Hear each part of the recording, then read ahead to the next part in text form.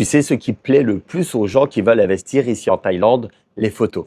Des piscines à débordement, des rooftops Instagrammables, des mecs en costume qui sourient sur des brochures. Sur l'écran, la Thaïlande, c'est un filtre. Dans la vraie vie, c'est souvent du chantier et des promesses. Investir sur plan, c'est acheter une promesse. Et en Thaïlande, certaines promesses valent moins qu'un billet froissé. Aujourd'hui, on va décortiquer les projets vendus avant même d'exister.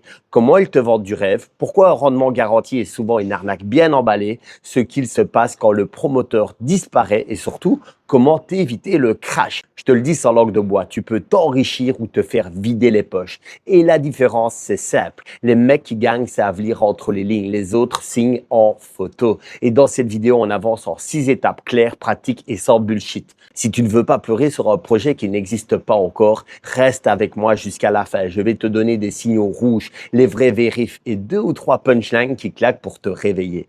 Allez, on commence par le tout début. Le neuf, ça fait rêver. L'odeur du béton frais, la peinture encore brillante, la vue sur la mer. Sauf qu'en Thaïlande, parfois ce que tu achètes, c'est pas un appartement, c'est une idée. Sur le papier, tout est parfait. Proximité avec la plage, rendement garanti, design européen, gestion locative incluse. Mais en vrai, la plage, elle est à 25 minutes. Le rendement, c'est une fiction et la gestion, c'est toi. Les Thaïs ont compris un truc que beaucoup d'étrangers n'ont pas encore capté. Le rêve, ça se vend mieux que le béton. J'ai un pote, un Français, il a signé un projet sur plan à Phuket il y a quelques temps. Un truc magnifique avec piscine sur le toit, salle de sport, vue sur mer. Tout le pack, le chantier devait démarrer il y a des mois et des mois. Ça fait 3 ans. Aujourd'hui, il n'a toujours rien reçu du tout. Et ce n'est pas un cas isolé, il y a des dizaines de projets où les gens ont payé 30%, 50%, parfois même 100% et le promoteur a disparu, comme par magie. Alors pourquoi les étrangers continuent à tomber dedans? Parce qu'ils pensent que le neuf, c'est la sécurité, que c'est moderne, que c'est propre, bien organisé. Mais ici, le neuf, c'est souvent le contraire. C'est le terrain de jeu des spéculateurs, pas celui des propriétaires tranquilles. Tu veux un conseil? En Thaïlande, le vrai luxe, c'est pas le neuf. C'est ce qui existe déjà, ce que tu peux toucher, ce que tu peux visiter. Parce qu'un mur, quand il est bâti, il est là. Mais une promesse, tu peux juste la regretter. Alors, on va parler des promesses de rendement. Mais juste avant, soyons clairs, ce ne sont pas tous les promoteurs immobiliers qui sont malhonnêtes. Il y a eu quelques rares cas isolés et je vais t'expliquer comment faire dans une autre vidéo pour vraiment arriver à savoir si le promoteur est fiable ou pas du tout.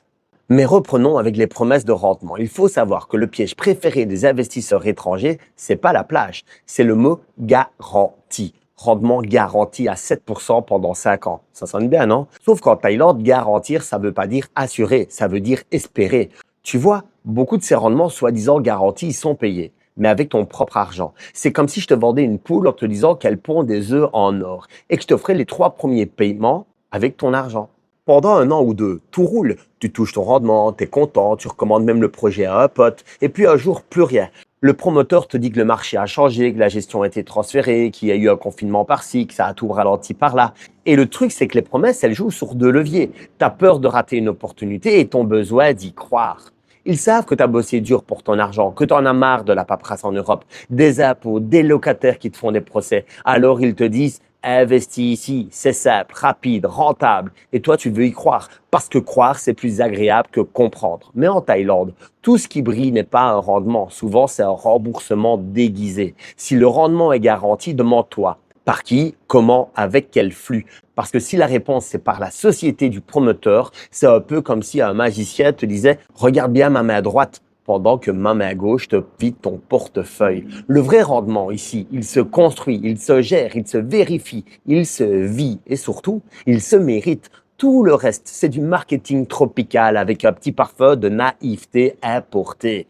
En Thaïlande, il y a une phrase qu'on entend souvent. Ne t'inquiète pas, mon ami. Don't worry, my friend. Et bizarrement, c'est toujours juste avant qu'il t'arrive un truc. Mais oui. Les promoteurs fantômes, c'est la version moderne du conte du loup. Sauf qu'ici, le loup porte une chemise repassée, un grand sourire et un bureau climatisé. Il te vend du rêve avec des maquettes et des rendus 3D tellement beaux que même la mer semble photoshopée. Mais derrière, parfois, il y a derrière. Pas de terrain, pas de titre, pas d'autorisation, pas même une vraie société. Ce qu'il faut comprendre, c'est que créer une société de développement ici, ça coûte moins cher qu'un scooter. Et tant qu'il y a des acheteurs étrangers naïfs, il y aura des gens malins pour leur vendre du vent. Le scénario classique, le promoteur lance la prévente, encaisse les dépôts, commence à creuser un trou pour faire genre et puis il disparaît. Tu cherches, tu appelles, tu t'énerveras peut-être même certainement. Mais lui, il a juste ouvert une nouvelle société à un autre nom, souvent sur le même terrain, et il recommence. Il y a même des mecs qui changent de nom de projet en plein milieu de construction.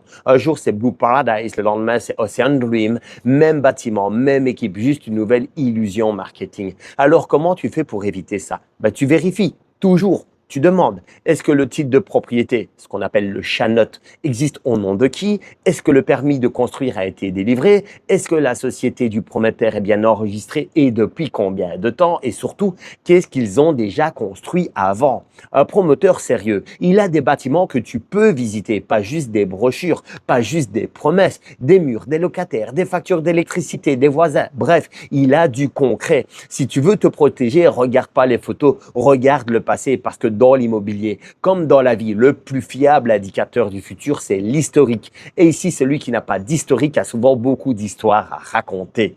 Alors, si tu veux pas faire ces démarches toi-même, ne t'inquiète pas, je te mets un lien dans le descriptif pour être contacté par un avocat ou un juriste selon le cas. Je te fais même apparaître un QR code à l'écran si tu me regardes sur une télé.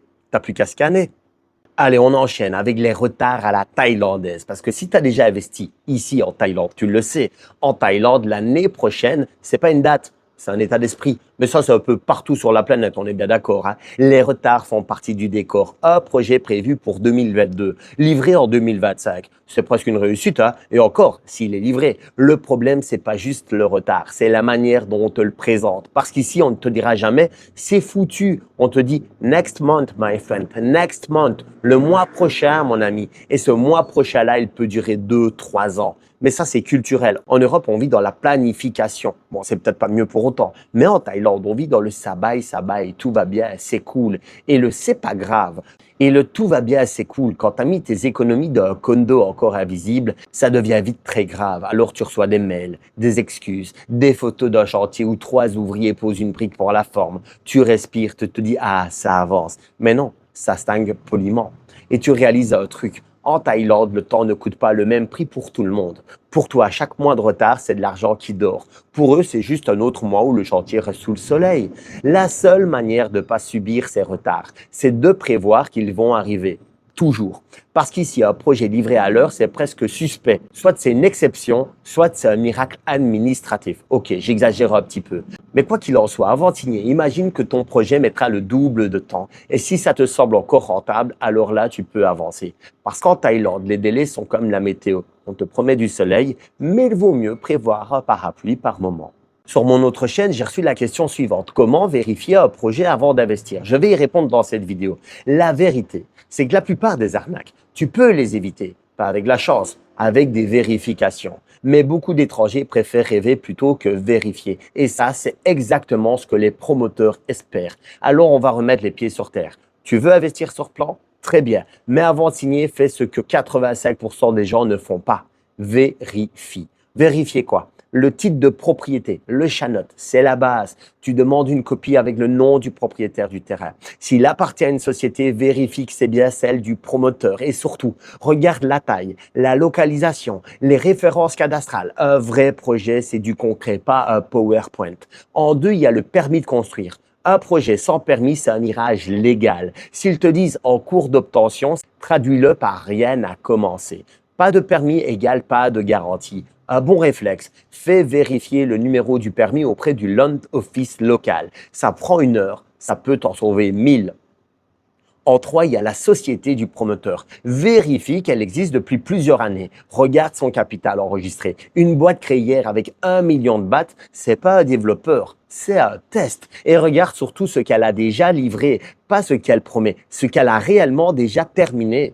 En 4, il y a le contrat. Ne signe jamais une traduction approximative en anglais officiel. Fais relire par un avocat indépendant, pas celui du prometteur, ni celui de l'agence, encore moins. Et pose-toi cette question simple. Si tout tourne mal, est-ce que j'ai une chance de récupérer quelque chose? Si la réponse est non, alors c'est pas un contrat, c'est un piège à espoir.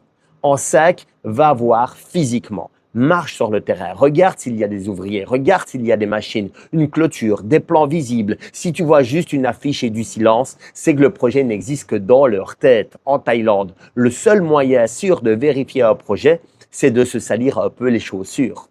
Et le dernier point le plus important, ne confonds jamais confiance et paresse. Faire confiance à quelqu'un, c'est bien, mais faire tes devoirs, c'est mieux. Parce qu'ici, celui qui vérifie passe pour méfiant, mais c'est toujours lui qui garde son argent. Ça, c'est pour tous ceux qui regardent la vidéo à l'heure. Mais imagine que tu as regardé cette vidéo un peu trop tard, que tu as déjà signé, tu as déjà payé, tu as déjà cru. Alors, tu n'es pas seul. Bienvenue au club des investisseurs réveillés trop vite. D'abord, respire. Tu n'as pas forcément tout perdu. Mais il faut que tu acceptes un truc. Ici, le rapport de force, il n'est pas le même. La loi ne protège pas vraiment l'acheteur étranger. Et les procédures peuvent être longues, chères et souvent inutiles. Mais il y a encore des cartes à jouer. La première, c'est de documenter tout. Tous tes paiements, tes échanges, les noms, les promesses, les photos du chantier. Parce qu'en Thaïlande, celui qui a les preuves, c'est pas celui qui parle le plus fort, c'est celui qui récupère le plus tard.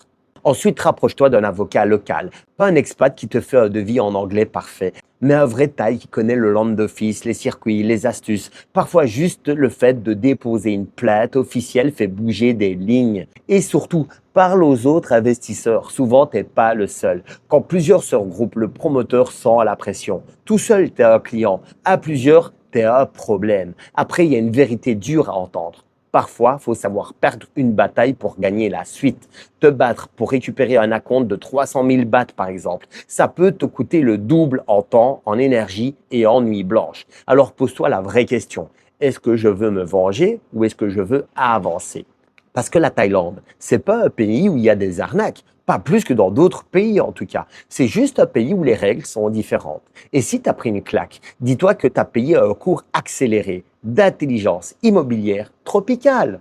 Le plus important, c'est d'en tirer les leçons, de comprendre les signaux et de ne jamais refaire la même erreur deux fois. Sinon, tu n'as pas appris. Ici, on dit souvent, le premier investissement, il t'apprend. Le deuxième, il te construit. Et le troisième, il te rend libre. Alors relève la tête. Tu as juste avancé plus vite que prévu sur le chemin de ceux qui savent. Parce que tu sais, investir ici, ce n'est pas juste une question d'argent, c'est une question d'attention. En Thaïlande, beaucoup achètent pour fuir quelque chose. Un système, une routine, une fatigue, en Europe, peu importe. Mais tu ne peux pas acheter la liberté d'un showroom. Et ça, tu le sais déjà. Le neuf, c'est beau, mais le vrai, c'est mieux. Le vrai, c'est ce que tu peux toucher, ce que tu peux vérifier, ce que tu peux vivre. Parce que toi, ça protège. Mais un mensonge, ça enferme. Alors avant de signer, ne regarde pas la piscine, regarde le terrain. Avant d'écouter un vendeur, écoute ton instinct. Et avant de croire aux rêves thaïlandais, demande-toi si tu veux vivre ici ou juste t'évader ailleurs. Parce qu'au final, les projets sur plan, c'est un peu comme les promesses qu'on se fait à soi-même. Elles sont belles au début jusqu'au jour où on réalise qu'on n'a rien construit. Mais avant de te dire au revoir, sache une chose. Il y a énormément de projets sur plan qui apportent énormément de bénéfices à des personnes ici en Thaïlande qui se sont dit pourquoi ne pas investir. La seule différence entre ceux qui se cassent la figure et ceux qui réussissent, c'est de suivre certains conseils pour être certain de ne pas faire des erreurs. Si tu as des questions, tu me les poses en commentaire, j'hésiterai pas. J'en ferai une autre vidéo pour répondre à tes questions. N'hésite pas également à commenter si tu as vécu une expérience, si ça s'est bien passé, si ça s'est mal passé. Et comme à chaque fois, je te dis à tout bientôt dans une prochaine vidéo. Salut!